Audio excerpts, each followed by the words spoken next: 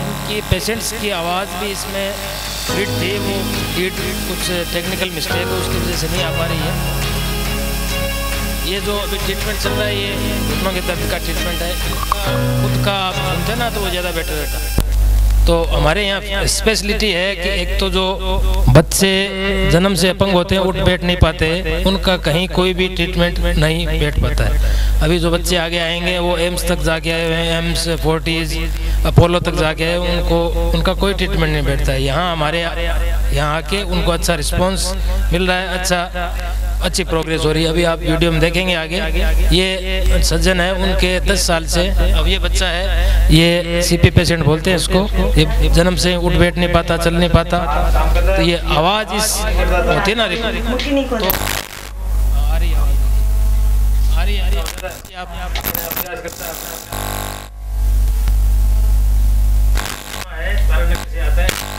बच्चे की मदद बोल रही है, ये आवाज़ नहीं आ रही ना, अदरवाइज आपको पता चलता है कि इनकी क्या प्रोग्रेस है। ये बच्चे वो तारानगर से आते हैं, डेली ट्रीटमेंट के लिए आते हैं, तारानगर से ट्रीटमेंट करा के जाते हैं। 4 बच्चे आते हैं। ये बच्चा तारानगर का है, खड़ा नहीं हो पाता था, एकदम स्टेट एडी उठा के अभी चल भी पाता है। इसकी आंखों में भी दिक्कत थी, वो भी ठीक हो गई, अभी आराम से खड़ा है। तो इसकी मदर बोलती ना, बोल रही है, वो आपको सुनता तो ज़्यादा आपको विश्वास होता। या आप हमारे यहाँ आके देख सकते हैं कि इनका क्या कैसे ट्रीटमेंट होता है, इनके कैसे प्रोग्रेस हो रही है। तो इन बच्चों का कहीं भी कोई ट्रीटमेंट नहीं बैठता है। हमारे यहाँ पे एक्यूप्रेशर पद्धति से इनका अच्छा रिजल्ट आता है। और बच्चे हैं जो उठ बैठ नहीं पाते थे, वो चलने लग गए हैं। और एक स्पेशलिटी है स्लिप डिस्क, ये बच्चा भी तारानगर से है। अब ये देखो, इसके पहले एकदम वाइब्रेशन होता था हाथ में, अभी हाथ उठाएगा, ये वाइब्रेशन है क्या इसमें? नहीं है, एकदम ऐसे हिलता था हाथ, पूरी बॉडी इसकी हिलती थी, आंखें वो एकदम वाइब्रेट करती थी। ये मिसेज श्रीवास्तव है, ये ऑन बेड थी, स्लिप डिस्क थी इनके। अब 15 दिनों बाद में ये अपने आप अब लेट बात करने लग गई, अपना सारा काम करने लग गई। 2 महीने बाद में ये इन्होंने ड्यूटी ज्वाइन कर ली, अभी आराम से अपना सारा काम करती है। वीडियो आवाज़ होती तो आपको पता चलता है कि ये बोल रही है, तो आपको और ज़्यादा अच्छा लगता। आवाज़ नहीं आ रही ना, तो आपको पता नहीं चल पा रहा है। तो ये टेक्निकल मिस्टेक की वजह से ये गड़बड़ हो गया। अब ये बता रही है कि मेरे क्या स्थिति थी, क्या प्रोग्रेस हुई मेरे। स्लिप डिस्क का वैसे कोई ट्रीटमेंट नहीं है। एलोपैथी में आप जाते हैं तो डॉक्टर कहते हैं कि आराम करो, आराम से भी रिलीफ नहीं होता है। हमारे यहाँ से ट्रीटमेंट किए हुए सारा कार्य करते हैं, कोई दिक्कत नहीं होती, वापस रिपीट भी नहीं होती है। अभी ये बच्चा है जन्म से अपंग था, ये चल रहा है आराम से। इसकी नानी साथ में, वो उसकी आवाज़ थी, वो पहले खड़ा नहीं हो पाता था, अब ये चल रहा है। इसके बाद भी इसका दूसरा वीडियो है, वो आप देखेंगे तो इसके चाल में और ज़्यादा सुधार हो गया है, एकदम नॉर्मल बच्चा लग रहा है, ऐसे लगता ही नहीं कि पहले ये बच्चा ऐसे था। अभी इसकी नानी है, ये बोल रही है, वो सुन नहीं पा रहा ना, आपको पता चल जाता है कि पहले क्या पोजीशन थी, अब ट्रीटमेंट के दौरान इसकी क्या स्थिति है। अब ये बच्चा देखिए, अपने आप जो खड़ा भी नहीं हो पाता था, अपने आप गेट से बाहर निकल रहा है, आराम से चल रहा है। ये बच्चा तारानगर से है, ये खड़ा भी नहीं हो पाता था, अपने आप बैठ के खड़ा हुआ है, चल रहा है ना, अपने आप चल रहा है। अब आधा घंटे बिना सहारे के आराम से चल सकता है। अब ये स्लिप डिस्क के और कहने के जो पेम्पलेट्स हैं, पेम्पलेट है, ये आपको दिखाया गया है कि तो हमारे यहाँ पे एक तो जो जन्म से अपंग बच्चे हैं, स्लिप डिस्क और जॉइंट्स पेन, दर्द किसी भी टाइप का हो, वो सारे ट्रीटमेंट बिना दवा के और बिना किसी साइड इफेक्ट के होते हैं। बाहर पैम्पलेट्स हैं, वो आप कलेक्ट कर सकते हैं, उनमें देख सकते हैं, एड्रेस है मेरा, और जो पेशेंट्स के फोटोज भी हैं, उनके एक्सपीरियंस भी है, वो आप देख सकते हैं। ये बच्चा है, बैठे भी नहीं पाता था, आराम से पकड़ के चल रहा है। आवाज़ आ गई है, अब देखिए आप।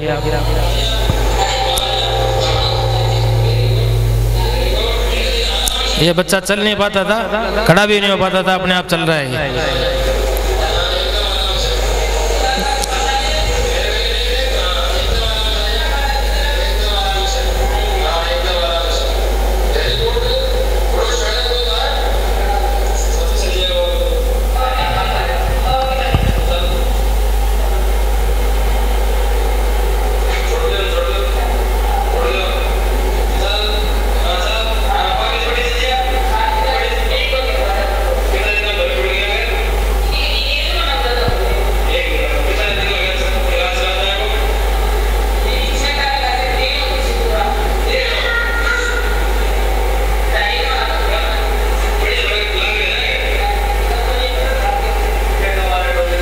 पहले ये बच्चा खड़ा भी नहीं हो पाता था, अब आराम से चल रहा है। ये बच्चा भी है वो खड़ा नहीं हो, आराम से ये चल रहा है। इसको तो कम ही टाइम हुआ था, इसलिए इसकी वो जो पूरी टाइटनेस है वो नहीं निकली, पर वो चल सकता है, अब दिक्कत नहीं है बिना सहारे के।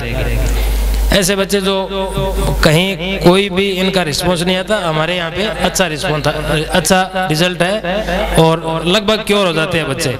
थोड़ा धीरज तो रखना पड़ता है, टाइम लगता है। धन्यवाद।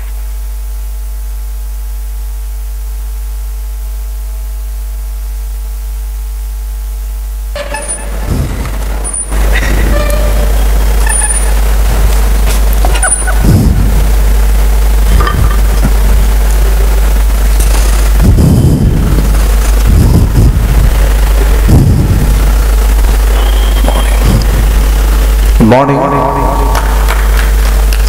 मॉर्निंग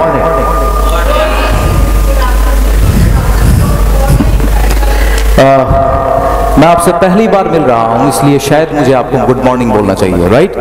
गुड मॉर्निंग से एक नई ऊर्जा आती है, लेकिन गुड आफ्टरनून से उतनी ऊर्जा नहीं आ पाती जितनी गुड मॉर्निंग से आ पाती है। Firstly I would like to मैं आपसे सॉरी मांगना चाहूंगा कि प्रोग्राम में थोड़ा सा लेट हुआ कुछ टेक्निकली प्रॉब्लम की वजह से। एंड एक बार खुद के लिए जोरदार तालियां बजा दीजिए।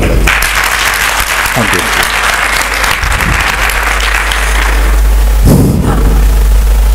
कैसे हैं आप सभी? काफी नाइस लग रहे हैं। Let us start our programme. And मेरे हिसाब से काफ़ी एक्साइटेड होंगे आप इस प्रोग्राम के लिए कि इस बार महिलाओं के लिए ऐसी क्या चीज़ लाई गई है, महिलाओं को ऐसी क्या चीज़ बताई जाएगी जो आप में बदलाव लेकर के आ सकती है।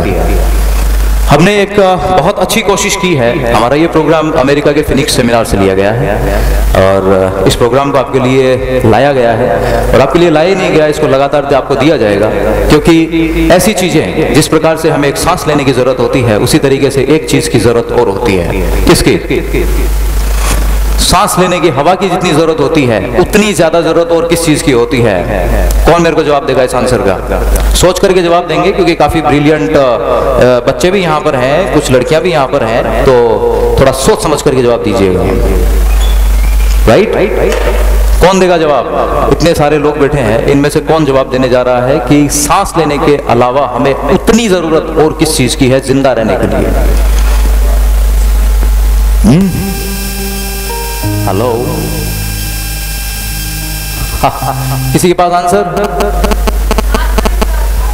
ओके, आत्मविश्वास। Right? Anybody else? Respect. Okay, yes. किसने का बताया मोटिवेशन? Right answer. नहीं सर, पानी से भी ज्यादा मोटिवेशन की जरूरत है सर।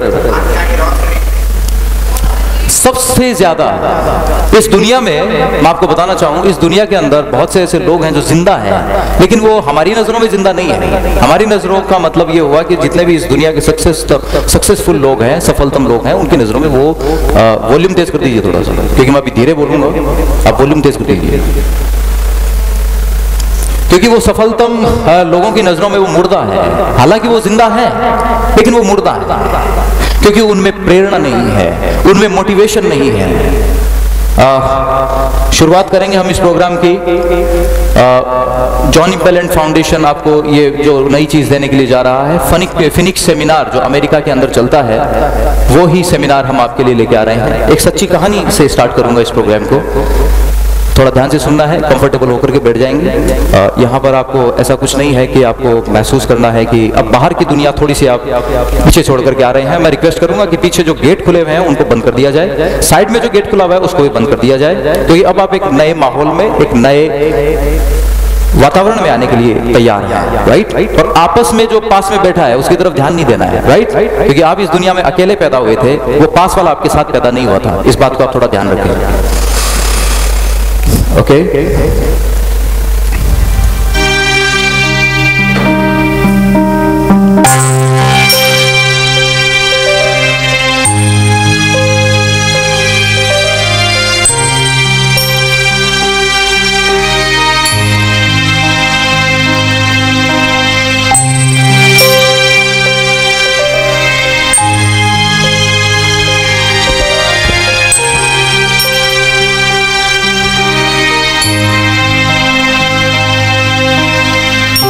एक सच्ची कहानी में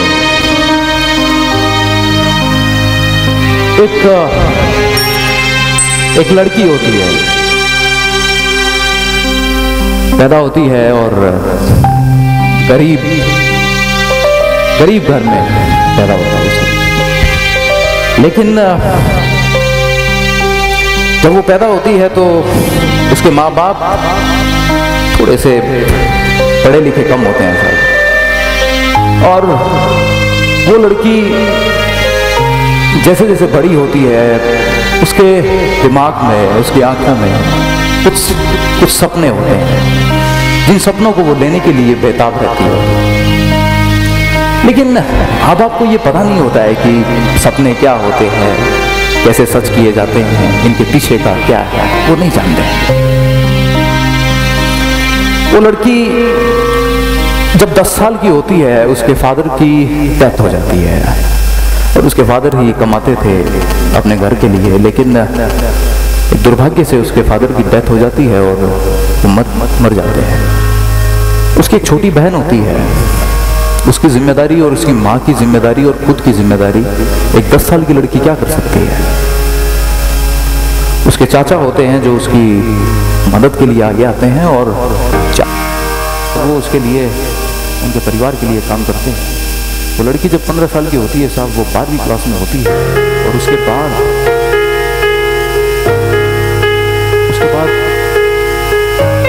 वो भी उनका साथ छोड़ देते हैं। एक 12वीं क्लास की लड़की क्या कर सकती है। और उसकी जो छोटी बहन है वो उस समय सिर्फ 12 साल की होती है, और उसकी बहन जो बड़ी बहन है वो 15 साल की होती है। और वो क्या कर सकती है, वो एक काम किया करती थी, वो एक कागज के ऊपर अपने सपनों को लिख लिया करती थी। उनको सच करना चाहती थी, वो चाहती थी कि मैं उनको पाऊँ, लेकिन कैसे पाऊँ ये उसको नहीं पता होता। तो वो सिर्फ एक काम करती थी, एक कागज ले लेती थी और उस कागज के ऊपर अपने सपनों को लिखा करती थी, और डेली लिखा करती थी। जब सुबह उठती थी तो डेली लिखती थी, और उनको इतने प्यार से देखती थी कि जैसे वो उसको पाली हो, वो उनके साथ जीने लगती थी। धीरे धीरे 1 महीना हुआ, 2 महीना हुआ, 3 महीने हुए, 5 महीने हुए, 6 महीने हुए, 7 महीने हुए, 8 महीने हुए, 9 महीने हुए, 10 महीने हुए, 11 महीने हुए, 12 महीने, 1 साल पूरा हो गया। वो लक्ष्य को लिखती गई, अपने सपनों को लिखती गई, उन्हें पाने के लिए एक खुशी का एहसास उसके मन में गया। 1 साल गुजरा, 2 साल गुजरे, 3 साल गुजरे, वो लड़की अब 18 साल की हो गई। 3 सालों में उसकी जिंदगी में बहुत सारी चीजें बदली, बहुत सारी चीजों ने उसको कुछ सिखाया, कुछ समझाया, बहुत। लेकिन क्या इन 3 सालों में क्या? जब वो 12वीं में थी, जब वो 15 साल की थी, उसके बाद वो 12वीं की तरफ बाद में एक स्पोर्ट्स एकेडमी थी। उस स्पोर्ट्स एकेडमी से उसको ऑफर मिलता है कि आप हमारे यहाँ आइए और हमारे यहाँ स्पोर्ट्स एकेडमी से खेलिए। तो वहाँ से खेलना शुरू करती है। उसका सपना क्या था मैं आपको नहीं बताऊँगा, वो सब क्लियर हो जाएगा जब वो अचीवमेंट लेगी। हमारी एकेडमी से खेलिए। अब वो एक गरीब बच्ची थी साहब, तो उन्होंने जैसे ही उसको ऑफर दिया वो उसके लिए मान ली और वहाँ पर चली गई। उसने अपने कोच के साथ बहुत अच्छी तैयारी की, और तैयारी करने के बाद में वो वहाँ से स्टेट लेवल तक गई, नेशनल लेवल तक गई। उसके बाद में नेशनल लेवल से अगले साल, दूसरे साल उसका ओलंपिक में चयन। ओलंपिक में चयन होने के बाद में वो ओलंपिक में भी गई। वहाँ पर खेला, थोड़ी घबरा रही थी, लेकिन हुआ क्या साहब, वहाँ से गोल्ड जीत के आई साहब। वो गोल्ड जीत के आने के बाद में वो फिर से अपने देश आई। अपने देश वालों ने उन्हें बहुत ज़्यादा सम्मान दिया, देश में बहुत सम्मान मिला, सभी लोगों ने उसको जाना, समझा।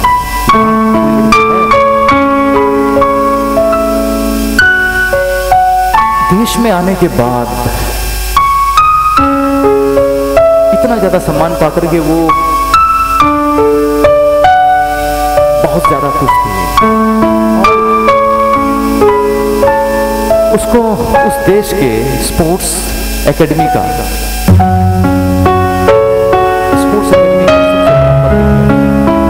अब वो स्पोर्ट्स एकेडमी का वो पद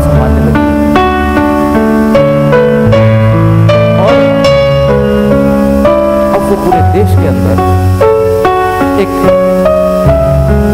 प्रेरणा, देश के बच्चों को देना चाहती है। इसलिए उसने खेल विभाग की दी हुई वो पद छोड़ दिया। उसने कहा कि मुझे ये नहीं चाहिए, क्योंकि मैं इस देश में ही नहीं, इस दुनिया की जितनी भी लड़कियां हैं जिनके साथ में मेरे जैसा हुआ है या नहीं हुआ, उनको चाहती हूँ मेरे साथ आए, ट्रेनिंग देना चाहता हूँ, उनको कुछ सिखाना चाहता हूँ। उसने खेल विभाग से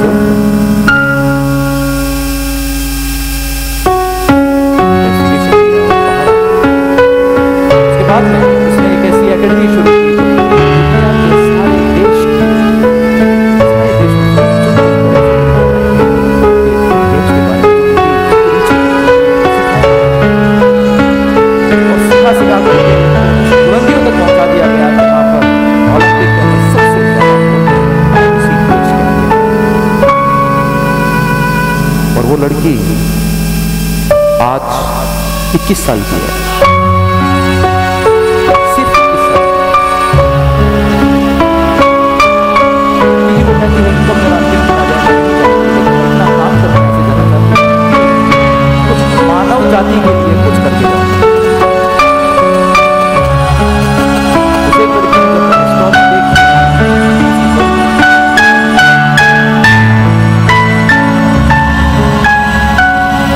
काफी प्रभावित हुआ। एक सच्ची कहानी जब मैंने देखी, क्योंकि आज वो लड़की हम जैसे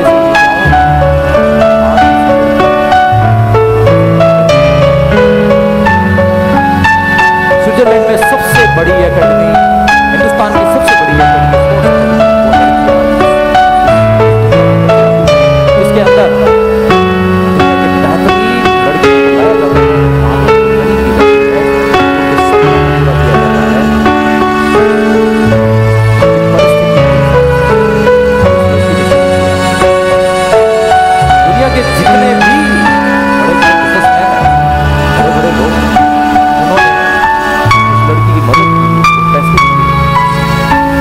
अमेरिका से उसको $10,000 मिले। अमेरिका के बहुत सारे अरबपतियों ने उसको दिए और उसने जब अपना 10 साल पुराना कागज निकाल के देखा जो अलमारी में रखा हुआ था, पुराना हो गया था, उसमें लिखा था कि दुनिया की सबसे अच्छी स्पोर्ट्समैन जो दुनिया को ट्रेनिंग देती हो, बस इतनी लाइन लिखी हुई थी। उस दिन उसकी आंखों में आंसू आ गए। वो लड़की रोने लगी और